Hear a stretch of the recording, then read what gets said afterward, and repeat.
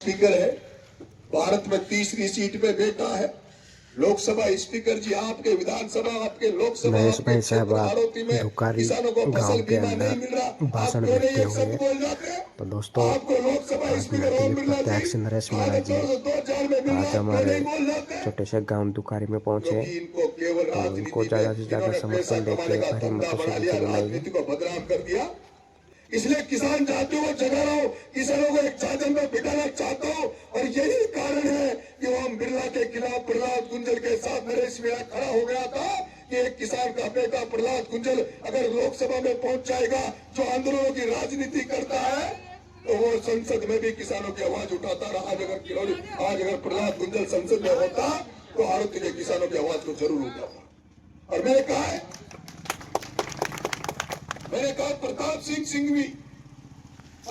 सिंघवी को प्रभारी बनाया गया। यहाँ अंता की विधानसभा में उस प्रताप सिंह सिंघवी को प्रभारी बना के बीजेपी ने भेजा है, जिस प्रताप सिंह सिंघवी ने पप्पू धाकर, एक धाकर समाज के बेटे को इसलिए हाथ पांव तुड़वाकर खाट में पटका दिया क्योंकि वो पप्पू धाकर बीजेपी से इसके खिलाफ टिकट मांगता है, प्रताप सिंह सिंघवी के खिलाफ टिकट मांगता है।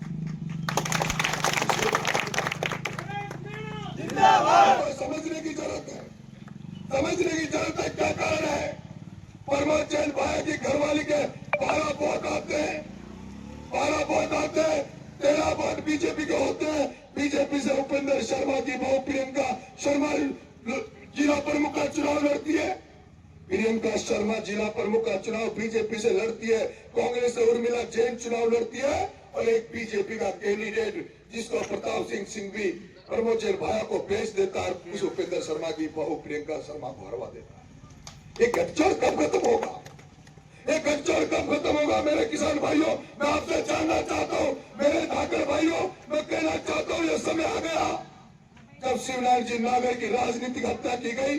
तब शिवलाल जी चुनाव लड़ रहे थे, प्रमोद जैन भाया था जिसने अपनी गाड़ी पर गोलियां चलवाकर कलंक शिवलाल जी में लगा दिया था धाकर समाज के सामने। ये समय आ गया है पप्पू धाकर जो खाट पे पड़ा है उसका बदला लेने का। ये सब लोग मिले हुए हैं। आज की हालत यह है कि प्रमोद जैन भाया अकेला चुनाव नहीं लड़ा, ओम बिरला उसके साथ खड़ा है। ओम बिरला की पूरी टीम प्रमोद जैन भाया के साथ खड़ी है। और मैं आपसे कहना चाहता हूं, मैं तो चाहता हूं, इनसे लड़ रहा हूं, कीमत चुका रहा हूं, जेल जा रहा हूं, मुकदमे खा रहा हूं, फिर भी लड़ रहा हूं। अगर तुम्हें लगता है कि नरेश मीणा कोई दूसरा पैदा हो सकता है, लड़ाका पैदा हो सकता है जो किसानों की लड़ाई इस मजबूती से लड़ सकता है, तो मुझे निमटा देना। और तुम्हें लगता है कि ये लड़का कुछ कर सकता है, किसानों के लिए कुछ करने का इसमें जज्बा है, तो मेरी मदद कर देना मेरे भाइयों, मेरी मदद कर देना। जैसे मैं प्रहलाद गुंजल के साथ कोटा के चुनाव में रहा, जैसे मैंने प्रहलाद गुंजल जी के साथ कोटा में चुनाव में रहा, मैं धाकर बंधुओं आप लोगों से कह रहा हूँ, नरेश मीणा को मजबूत कर दो, नरेश मीणा को इस चुनाव में जिता दो। सांसद धाकर को बनाकर दिखा दूंगा, धाकर के बेटे को सांसद बनाकर। मैंने जब से ये कहा कि धाकर के बेटे को, जिसकी संख्या झालावाड़ 12 में सबसे ज्यादा संख्या अगर किसी की है तो वो धाकर समाज की है। सबसे बड़ी संख्या धाकर समाज की है। मैं मोरपाल जी के खिलाफ एक शब्द नहीं बोलता। मोरपाल जी के खिलाफ आपने मेरे मुंह से एक शब्द नहीं सुना होगा, इसलिए नहीं बोलता, वो भी एक किसान का बेटा है, वो भी एक किसान का बेटा है।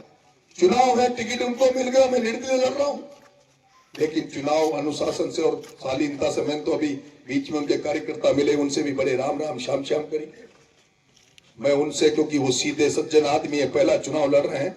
लेकिन मैं चुनाव में प्रमोद जैन भाया चोर के खिलाफ जिस तरह से डटा हुआ हूं, चोर से जिस तरह से डटा हुआ हूं, इन चोरों से मैं जिस तरह से लड़ रहा हूं, मुझे नहीं लगता कि मोरपाल जी इतनी हिम्मत से, इतनी मजबूती से लड़ पाएंगे। मोरपाल जी सज्जन आदमी, सीधे आदमी है, यहाँ अंत में सीधे आदमी, सच्चे आदमी को नहीं चल पाएगी। भरत सिंह जी ने क्या कह के गए थे? भरत सिंह जी कह के गए थे कि अब भरत सिंह जी का जमाना नहीं है, अब तो नरेश मीणा का जमाना है, इनका इलाज नरेश मीणा ही कर सकता है, इनका इलाज नरेश मीणा ही कर सकता है। मेरे किसान भाइयों, मेरे प्यारे भाइयों, आशीर्वाद दे दो, इस बेटे को आशीर्वाद दे दो। ये रावण रूपी माया का अंत कर दूंगा, एक कंस रूपी बिरला का अंत कर दूंगा, ये इनके साथी सिंघवी का इनका इलाज कर दूंगा और आपको ताकत में ले आऊंगा।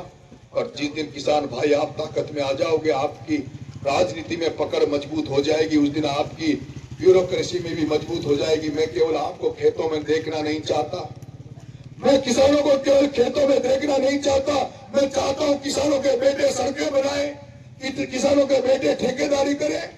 लेकिन 12 में एक भी किसान का बेटा 1 क्लास का ठेकेदार नहीं है, 1 क्लास का एक भी किसान का बेटा ठेकेदार नहीं है। जिस दिन दुधारी में 1-2 लड़के अगर कोई 1 क्लास के ठेकेदार बन जाएंगे तो 5-10 हजार लोगों को रोजगार दे देंगे। लेकिन प्रमोद जैन भाई तो जिनको 100-100 करोड़ 200-200 करोड़ 500-500 करोड़ का जो मालिक बनाया है, वो पेंद्रा, डाबरा, पाबरा, प्रदीप काबरा, विष्णु कर किसानों की भलाई नहीं। इसलिए आपसे आशीर्वाद मांगने आया हूं, समर्थन मांगने आया हूं। मदद करोगे मेरी? पूरी ताकत से करोगे? जोर से देखो, प्रचार करोगे मेरा? एक बार हाथ खड़े करो दुधारी के सारे लोग। बहुत बहुत धन्यवाद। राम राम साहब।